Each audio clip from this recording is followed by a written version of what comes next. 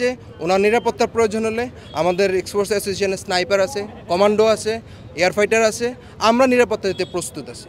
যদি উনি কোনো ধরনের নিরাপত্তা ঝুঁকি নিতে চায়, ঝুঁকিতে পড়বে না ইনশাল্লাহ, আমরা আশা করি।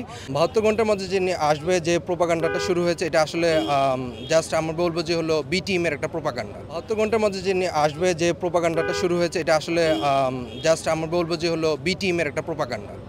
এবং আমি মনে করি যে হলো উনি যখন আসবে তারাই গভর্নমেন্ট সেটা প্রিপারেশন নেবে। সো গভর্নমেন্ট থেকে কিন্তু এখন বলা না। আজকে আমি স্বরাষ্ট্র উপদেষ্টার সাথে কথা বলেছিলাম, একটা পর্যায়ে উনি বলেছে ওনার ট্রাভেল পাস থেকে শুরু করে যত ধরনের সাপোর্ট দরকার স্বরাষ্ট্র মন্ত্রণালয় থেকে সম্পূর্ণ সাপোর্ট দেওয়ার জন্য গভর্নমেন্ট রেডি আছে। সো সেই জন্য বলবো যে হলো কোনো ধরনের গুজবে কান না দিয়ে, কোনো ধরনের জুজুর ভয় দিয়ে তারেক রহমানকে আটকিয়ে রাখা যাবে না।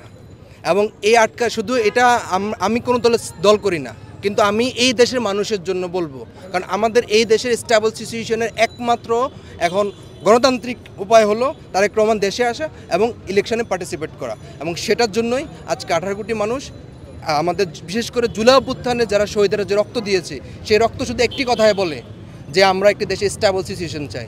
আমরা আগের মতো হানাহানি, মারামারি, রাহাজানি আমরা চাই না।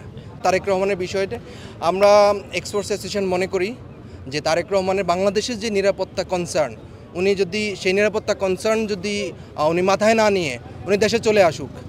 কারণ উনি আমাদের যে রাজনৈতিক বিভাজন, সেই বিভাজন থেকে রেহাই পেতে হলে আমাদের ঐক্যবদ্ধ থাকতে হলে, এবং বিশেষ করে বাহিরের যে আমাদের প্রতিবেশী দেশগুলো আছে এবং পশ্চিমা বিশ্ব যেটা চাচ্ছে যে একটা রাজনৈতিক দলগুলোর মধ্যে ডিভাইড অ্যান্ড রুল, এই পলিসিতে আমাদের দেশ কখনো ভালো সিচুয়েশনে থাকবে না। এবং আমরা বলতে চাই যে ওনার নিরাপত্তার প্রয়োজন হলে আমাদের এক্সফোর্স অ্যাসোসিয়েশনের স্নাইপার আছে, কমান্ডো আছে, এয়ার ফাইটার আছে, আমরা নিরাপত্তা দিতে প্রস্তুত আছি। যদি উনি কোনো ধরনের নিরাপত্তা ঝুঁকি নিতে চায়, ঝুঁকিতে পড়বে না ইনশাল্লাহ, আমরা আশা করি। এবং উনি বাংলাদেশে আসার প্রয়োজন শুধু বিএনপি সাপোর্টারদের জন্য না, উনি প্রয়োজন এখন পুরো 18 কোটি মানুষের জন্য প্রয়োজন। কারণ জাতি আজকে যে বিভাজনের মধ্যে আছে, এই বিভাজন থেকে রেহাই পেতে হলে ওনাকে দেশে আসা অবশ্যই প্রয়োজনে 18 কোটি মানুষ আপনাকে নিরাপত্তা দিবে। আপনি দেশে আসুন, আমরা জনগণ আপনাকে পছন্দ করি। এবং আপনি যে শহীদ জিয়ার, আমাদের সাবেক সেনাপ্রধান শহীদ জিয়ার আদর্শে উজ্জীবিত হয়ে এদেশকে পরিচালনা করার জন্য আপনি নির্বাচনে অংশগ্রহণ করুন সরাসরিভাবে। আপনার ট্রাভেল পাস একদিনের মধ্যে ইস্যু হবে, আপনার পাসপোর্ট একদিনের মধ্যে পাসপোর্ট গভর্নমেন্ট করতে বাধ্য হবে, এবং আপনি একদিনের মধ্যে এই যে আসন থেকে আপনি ইলেকশন করতে আসেন ভোটার হতে পারবেন।